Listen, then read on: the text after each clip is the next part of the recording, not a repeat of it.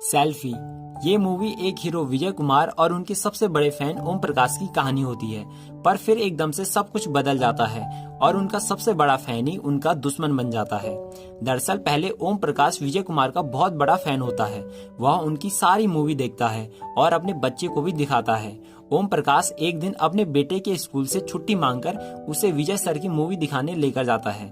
घर आकर बाप बेटे मिलकर विजय सर के गाने पे डांस कर रहे थे कि तभी ओम प्रकाश की वाइफ आ जाती है। उसे पता चल जाता है कि उसका बेटा आज स्कूल नहीं गया बल्कि मूवी देखने गया था। इसके बाद वह दोनों बाप बेटों को डांटती है और उनके सुपरस्टार विजय सर के बारे में भी बुरा बोलती है। इस पर ओम प्रकाश बोलता है कि अगर विजय सर के बारे में कुछ भी बोला तो हमारा डिवोर्स हो जाएगा। अगले सीन में हमें एक आदमी को दिखाया जाता है जिसका नाम सूरज होता है। विजय कुमार और सूरज बचपन के दोस्त थे। सूरज भी फिल्म लाइन में होता है पर उसकी मूवी ज्यादा नहीं चलती, जिसके कारण वह अपने बचपन के दोस्त विजय कुमार से जलता है और उसे जमीन पर गिराना चाहता है। ओम प्रकाश आरटीओ ऑफिसर होता है। उसका काम लोगों का लाइसेंस बनाना होता है। वह बेईमान ऑफिसर तो नहीं होता, पर जब कोई लाइसेंस बनाने की सिफारिश करता है तो बना देता है। एक बार विजय सर उनके शहर में शूटिंग के लिए आने वाले थे, जिसका पता ओम प्रकाश को भी चल जाता है। फिर वह अपने बेटे के साथ मिलकर उन्हें देखने के लिए चला जाता है। वहां ओम प्रकाश उन्हें दूर से ही देख पाता है। वह उनसे सेल्फी मांगता है पर इतनी भीड़ में उसकी आवाज उन तक नहीं पहुंच पाती। विजय कुमार यहाँ अपनी पत्नी के साथ आए होते हैं। यहाँ उनका 4 दिन का शूटिंग होता है। फिर उन्हें यूएसए जाना था। दरअसल उनका बच्चा होने वाला था जो सेरोगेस द्वारा होगा, यानी विजय कुमार और उनकी पत्नी का बच्चा किसी और के पेट में होगा, पर जो स्पर्म और एग्स होंगे वह उन दोनों के होंगे, जिसके कारण उनका बच्चा उन्हीं पर ही जाएगा। बच्चे के बारे में वह किसी को भी नहीं बताते हैं। अगले सीन में विजय कुमार से मिलने के लिए उसी फिल्म का प्रोड्यूसर आता है। वो उनसे कहता है कि अगला सीन हम गाड़ी वाला शूट करेंगे जिसमें आपकी ड्राइविंग लाइसेंस की जरूरत होगी, पर विजय सर का ड्राइविंग लाइसेंस खो चुका था। जिसके बाद प्रोड्यूसर उन्हें लाइसेंस बनाने के लिए बोलता है। ड्राइविंग लाइसेंस बनाने में 1 महीना तक लग जाता है, पर उन्हें लाइसेंस जल्दी चाहिए था, इसलिए वो एक औरत विमला तिवारी की हेल्प लेते हैं, जिसे विजय सर पहले से ही जानते थे। अब अगले दिन विमला तिवारी आरटीओ ऑफिस चली जाती है और सारी बातें ओम प्रकाश को बताती है। ओम प्रकाश भी लाइसेंस बनाने के लिए रेडी हो जाता है। वो विमला तिवारी को बताता है कि वह भी विजय सर का बहुत बड़ा फैन है। वह उनकी हर एक मूवी देखने के बाद उन्हें मैसेज भी किया करता है। दरअसल उसके पास कहीं से उनका नंबर आ जाता है, पर उसने कभी भी इसका मिसयूज नहीं किया और न ही कभी उन्हें तंग किया। इसके बाद ओम प्रकाश विमला तिवारी से कहता है कि अगर विजय सर कल ऑफिस में लाइसेंस लेने आ जाते तो मैं भी एक सेल्फी खींच लेता। इस पर विमला तिवारी बोलती है कि मुश्किल है पर मैं कोशिश करूंगी। विमला तिवारी जब ये सब बातें विजय सर को बताती है तो वो भी आरटीओ ऑफिस चलने के लिए तैयार हो जाते हैं। दरअसल ओम प्रकाश ने उनके नंबर पर बहुत सारे मैसेज किए थे, जिससे विजय सर काफी इम्प्रेस होते हैं। फिर अगले दिन 7 बजे वह आरटीओ ऑफिस के लिए निकल जाते हैं। उनके साथ विमला तिवारी भी होती है। ओम प्रकाश ने आरटीओ ऑफिस को बहुत सजा कर रखा था कि तभी वहाँ मीडिया भी आ जाती है। ओम प्रकाश को कुछ भी समझ में नहीं आता कि मीडिया को यहाँ किसने बुलाया है। जब विजय कुमार आरटीओ ऑफिस आ रहे थे तभी रास्ते में उनके डॉक्टर का कॉल आता है, जो उसे बताते हैं कि उनके बच्चे की तबीयत कुछ ठीक नहीं है। इससे विजय कुमार कुछ टेंशन में आ जाते हैं और आरटीओ ऑफिस में मीडिया को देखकर उन्हें बहुत ही गुस्सा आता है। उन्हें ऐसा लगता है कि ओम प्रकाश ने पॉपुलर होने के लिए ये सब किया है। इसके बाद विजय कुमार ओम प्रकाश को बुरा भला कहते हैं और उसके गिफ्ट को भी फेंक देते हैं और फिर वहाँ से चले जाते हैं। ओम प्रकाश का बेटा भी वहीं होता है और एक बाप के लिए इससे बुरा आखिर क्या हो सकता है कि उसके बेटे के सामने किसी ने उसकी बेइज्जती कर दी। जब विजय कुमार गाड़ी चलाकर जाने वाले होते हैं तो ओम प्रकाश उन्हें रोकता है और उनका चालान भी काट देता है। चूंकि उनके पास लाइसेंस नहीं होता है इसलिए उन्हें गाड़ी भी चलाने नहीं देता। फिर वो पूरी मीडिया वालों के सामने बोलता है कि अगर विजय सर को लाइसेंस चाहिए तो सभी टेस्ट देने होंगे एक आम आदमी की तरह, और अगर वो जुगाड़ लगाकर लाइसेंस बना ले तो इसमें मैं कुछ भी नहीं कर सकता। ड्राइविंग लाइसेंस की बात मीडिया में पूरी तरह से फैल गई थी। ड्राइविंग लाइसेंस बनाने की बात अब आत्मसम्मान तक पहुंच चुकी थी, पर ये सब बातें छोड़कर विजय कुमार और उनकी वाइफ यूएसए के लिए निकल जाते हैं। रास्ते में विजय कुमार की वाइफ उसे समझाती है कि बात तुम्हारे रिस्पेक्ट पर आ चुकी है, तुम्हें हर हाल में लाइसेंस लेना होगा और तुम चिंता मत करो, मैं वहाँ हमारे होने वाले बच्चे को देख लूंगी।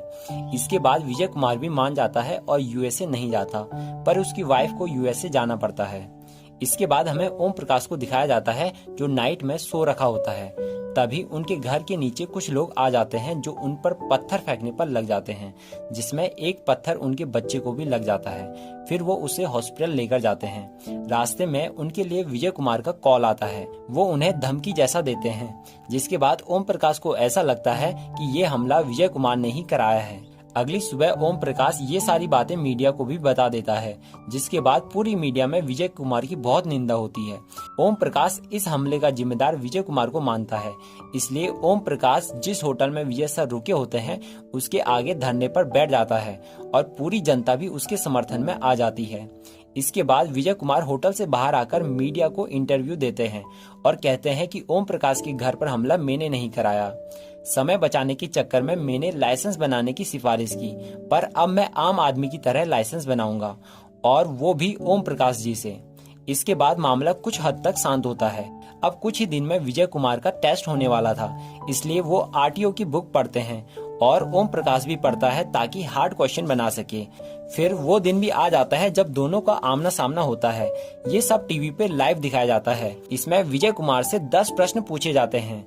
अगर उनमें से 6 का जवाब वो सही दे पाते हैं तो उन्हें इस टेस्ट में पास कर लिया जाएगा, और विजय कुमार 7 जवाब सही दे देते हैं, जिसकी वजह से वह आसानी से इसमें पास हो जाते हैं।